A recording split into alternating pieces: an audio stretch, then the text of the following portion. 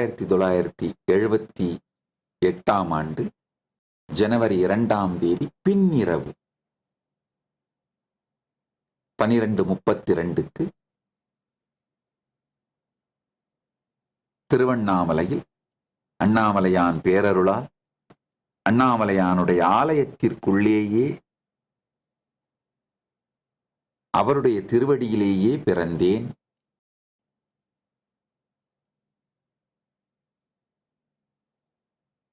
நம்ம ஹிந்து கேலண்டர் படி ஜனவரி 2ன்னு சொல்லுவோம். ஏன்னா விடிந்த பிறகுதான் அடுத்த நாளை நாம் கணக்கெடுப்போம். ஆனா ஆங்கில கேலண்டர்ல நைட்டு 12 மணி தாண்டி விட்டாலே அடுத்த நாள்னு கணக்கெடுப்பாங்க. அதனால ஆங்கில கேலண்டர் படி ஜனவரி 3ன்னு சொல்லலாம். எந்த பர்த் சர்டிபிகேட்டும் எதுவுமே இல்லை. என்னுடைய பிறப்பு நேரம் குறித்த எங்களுக்கு கிடைத்திருக்கிற ஒரே ஆதாரம் பரம்பரை குடும்ப ஜோதிடர் வைத்திருந்த ஜோதிட குறிப்பு தான்.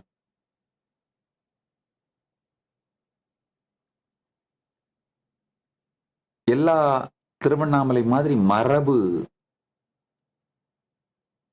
வாழ்க்கை சார்ந்த ஊர்கள் எல்லாம் குடும்ப ஜோதிடர் இருப்பார். குடும்ப ஜோதிடர்னா என்னன்னா, அவருடைய இந்த ஜோதிடருடைய பாட்டனார் என்னுடைய பாட்டனாருக்கு ஜோதிடம் எழுதியிருப்பார். அந்த ஜோதிடனுடைய தகப்பன் என்னுடைய தகப்பனுக்கு ஜோதிடம் எழுதியிருப்பார். அந்த ஜோதிடர் எனக்கு எழுதுவார். அப்படியே வம்சமா அத மாதிரி குடும்ப ஜோதிடர் இருக்கின்றார். இன்னும் அவருடைய மகன் இருக்காங்க. அவங்க பல தலைமுறைகளாக இந்த எல்லா குடும்பங்களுடைய பிறப்பு ஜாதகங்கள் எல்லாவற்றையும் டாக்குமெண்ட் பண்ணி வச்சிருப்பாங்க. அவருடைய ஆர்கைவ்ஸ்ல இப்ப அவருடைய மகன் இருக்காரு. அவருடைய ஆர்கைவ்ஸ்ல போய் அவருடைய தந்தை எழுதி வைத்திருந்த எல்லா ஜாதக குறிப்புகளையும் தேடி அதிலிருந்து எங்களுக்கு கிடைத்த ஜனன ஜாதக குறிப்பு மட்டும்தான் என்னுடைய பிறப்பை பற்றிய காலத்தை பற்றி எங்களுக்கு கிடைத்திருக்கிற ஒரே ஆதாரம். வேற எந்த பர்த் சர்டிபிகேட் ஹாஸ்பிட்டல் சர்டிபிகேட் எதுவுமே இல்லை. அதான் உண்மை. திருவண்ணாமலையிலே அண்ணாமலையார் ஆலயம் 6ஆம் பிரகாரம்னு சொல்லுவோம். திருவூடல் தெருன்னு அண்ணாமலையார் ஆலயத்தினுடைய 6ஆம் பிரகாரமான திருவூடல் தெரு, மாட வீதின்னு சொல்லுவாங்க, ராஜ வீதின்னு சொல்லுவாங்க. ஏன்னா எந்த ஹாஸ்பிட்டல்லையும் பர்த் சர்டிபிகேட் இல்லாதனால வீட்டில் தான் பிறந்திருக்க வேண்டும் என்று நாங்களே அனுமானிக்கின்றோம். ஜோதிட குறிப்பு மட்டும் இருப்பதனாலே. சோ இதுதான் பிறப்பை பற்றி எங்களுக்கு தெரிந்த விவரங்கள், ஃபேக்ட்ஸ். கோவில் குடிகள், கோவிலுக்கே தங்கள் வாழ்க்கையை அர்ப்பணித்த 18 குடிகள் திருவண்ணாமலையிலே இருக்கிறார்கள். அதாவது அவங்க அர்ச்சக மிராசு அப்படின்னு சொல்லுவாங்க. அண்ணாமலையாருடைய ஆலயத்தின் கிரியைகளை செய்கின்ற, பூஜை செய்கின்ற சிவாச்சாரியார்கள் வம்சம். அவங்கள அர்ச்சக மிராசுன்னு சொல்லுவாங்க. அதே மாதிரி மலை மீது தீபம் ஏற்றுபவர்களை தீப மிராசுன்னு சொல்லுவாங்க. இந்த மாதிரி 18 மிராசுகள் ஒன்றாக சேர்ந்து அவர்கள் வாழ்க்கையை அண்ணாமலையானுடைய திருப்பணிக்காக அர்ப்பணித்தவர்கள். கோவில் குடிகள்னு சொல்லுவாங்க அவங்கள. இவர்கள் 18 பேர் குடும்பங்களும் குடிகளும் அண்ணாமலையானுக்கு சொந்தம். வாழையடி வாழை என மாதொரு பாகனுக்கே அடிமை செய்வதற்காக தங்களை ஒப்புக் கொடுத்தவர்கள், ஒப்புக் கொடுத்த வம்சங்கள். அவங்களதான் கோவில் குடிகள்னு சொல்றோம்.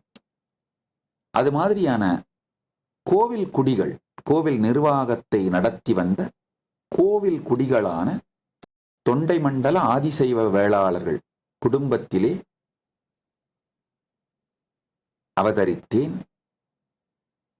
எங்களுடைய குடும்பத்துல ஒரு வழக்கம் என்னன்னா, முதல் மகன் வம்சவிருத்தி செய்து குடும்பத்தை நடத்த வேண்டும். 2வது மகன் இறைவனுக்கு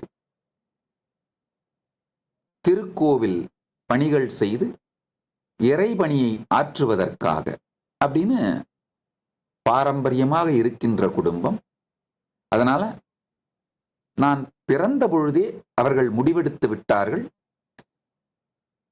நான் என் வாழ்க்கை இறை சேவைக்காக, அண்ணாமலையான் திருப்பணிக்காக, பரமசிவ பரம்பொருளின் திருப்பணிக்காக என் முன்னோர்களும் குடும்பமும் முடிவெடுத்து விட்டது.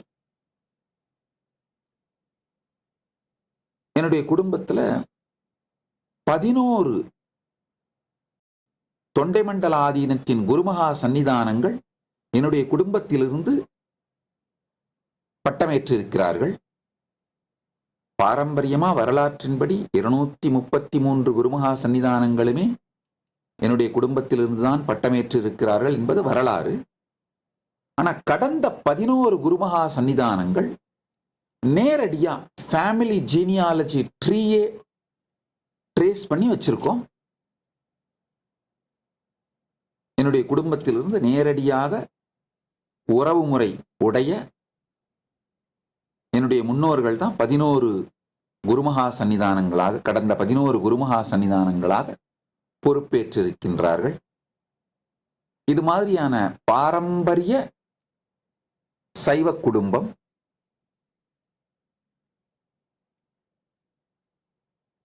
தவத்திரு பாலமுருகன் அடிமை சுவாமிகளும் நேரடியாக என்னுடைய பூர்வாசிரம உறவினர். சைவ சமய கலைக்களஞ்சியம்னு சைவம் சார்ந்து என்சைக்ளோபீடியா பண்ணியிருக்க ஒரு பெரிய அறிஞர், சைவ சமய கலைக்களஞ்சியத்தை செய்து வைத்த திரு செல்வக்கணபதி அவர்கள் ஒரு பேரறிஞர். அவரும் என்னுடைய பூர்வாசிரம உறவினர். இது போன்ற பல சைவத்திற்கு பெரும்பங்களித்த பல மூதறிஞர்கள் பிறந்த குடும்பம்.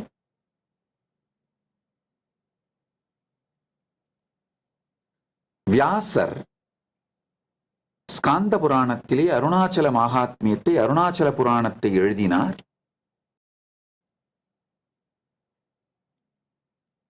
என்னுடைய முன்னோர் ஒருவர் சைவ எல்லப்ப நாவலர். நான் பிறந்து வளர்ந்த அதே வீட்டில் பிறந்து வளர்ந்தவர், வாழ்ந்தவர் சைவ எல்லப்ப நாவலர் அவர்கள் அதை தமிழ் வெண்பா நடையிலே எழுதினார், அதே அருணாச்சல புராணத்தை.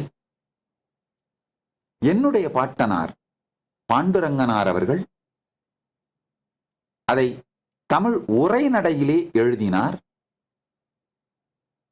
மொத்தம் 6 வால்யூம் நீண்ட நெடிய ஆராய்ச்சிகள் செய்து அருணாச்சல புராணம் மாத்திரமில்லாமல் திருவண்ணாமலை பற்றிய தற்கால தகவல்கள், கல்வெட்டுகள், இதை பற்றிலாம் நீண்ட நெடிய ஆராய்ச்சிகள் செய்து 6 தொகுப்புகளாக அதை தொகுத்து 2 தொகுப்புகள் பதிப்பிடப்பட்டு வெளியிடப்பட்டு விட்டது. அந்த 6 தொகுப்புகளையும் ஆங்கிலத்தில் மொழிபெயர்த்து மற்றும் உலக மொழிகள் அனைத்திலும் மொழிபெயர்த்து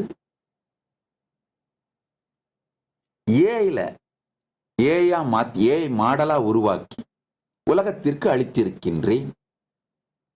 அதனாலதான் என்ன செல்ஃப் ஸ்டைல்டுன்னு யார் சொன்னாலும் அது பொய். இவர்கள் எல்லோருடைய திருப்பணியையும் தான் நான் தொடர்ந்து செய்கின்றேன். அவர்கள் கொடுத்ததைத்தான் நான் தொடர்ந்து செய்கின்றேன். இதுதான் உண்மை. இதுல என்னுடைய பங்களிப்பு என்னன்னா, அவர்கள் கொடுத்த பயிற்சி, அவர்கள் கொடுத்த சக்திகள், ஆசிகள், ட்ரெய்னிங், இது எல்லாவற்றையும் ஆனந்தத்தோடு ஏற்றுக்கொண்டேன். அதை என் வாழ்க்கை முறையாக நான் ஆனந்தமாக வாழுகின்றேன். அது மட்டும்தான் என்னுடைய பங்களிப்பே தவிர மற்ற எல்லாமே அவர்கள் கொடுத்தது. குருவழி பரம்பரையிலும் கருவழி பரம்பரையிலும் அவர்கள் கொடுத்த ஞானம் பரமசிவ பக்தி, பரமசிவ ஞானம், பரமசிவ விஞ்ஞானம், பரமாத்வைத அனுபவம். அதைத்தான் நான் வாழ்கின்றேன். உண்மையில சொல்லணும்னா, powerful people create powerful people. Powerful places create powerful people.